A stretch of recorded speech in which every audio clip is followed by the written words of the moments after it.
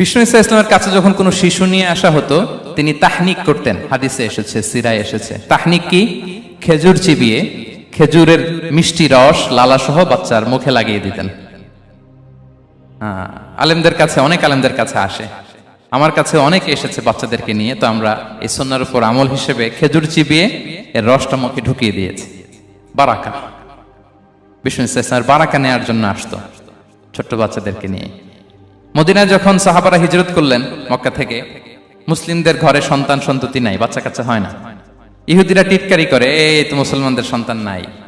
সর্বপ্রথম যেই সন্তান হয়েছে তিনি হচ্ছেন আয়েশা রাদিয়াল্লাহু তাআলা আনহার বড় বোন আসমা বিনতে আবু বকরের ঘর উজাড় করে এক সন্তান এসেছে, পুত্র সন্তান, নাম হচ্ছে আব্দুল্লাহ। কি নাম? আব্দুল্লাহ ইবনে জুবাইর। তো আসমা আব্দুল্লাহকে কোলে নিয়ে বিশ্বনবীর কাছে আসলেন। বিশ্বনবী খেজুর চিবিয়ে ওনার লালা মিশ্রিত রস খেজুর সহ মুখে লাগিয়ে দিলেন। তো আসমা সবসময় গর্ব করে বলতেন যে আমার সন্তানের পাকস্থলীতে সর্বপ্রথম যেটা ঢুকেছে এটা হচ্ছে বিশ্বনবীর লালা মিশ্রিত খেজুরের রস।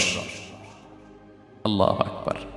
বাচ্চারা আসলে বিশ্বনবী তাহনিক করতেন, এবং এটা ল্যাবরেটরিক্যালি প্রুভড, সায়েন্টিফিক্যালি প্রুভড যে বাচ্চার জন্মের পরে এরকম মিষ্টি দিলে, স্পেশালি ডেটস নির্যাস যদি দেয়া হয়, তাহলে এটা তার ইমিউন সিস্টেম বাড়ায়, রোগ প্রতিরোধ ক্ষমতা বাড়ায়, তার ব্লাড সার্কুলেশন বাড়ায়, রক্ত সঞ্চালন বাড়ায়। বিষ্ণুনবী এটা করতেন।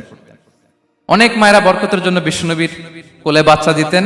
অনেক বাচ্চা বিষ্ণুনবীর কোলেই পেশাব করেছে, হাদিস সাক্ষী। ওখান থেকে মাসালা এসেছে, মেয়ে বাচ্চা পেশাব করলে কিভাবে ক্লিন হবে, ছেলে বাচ্চা পেশাব করলে কিভাবে ক্লিন হবে। বিষ্ণুনবী কোলে নিয়েছেন, পেশাব করে দিছে ভরায়া। আল্লাহু আকবার।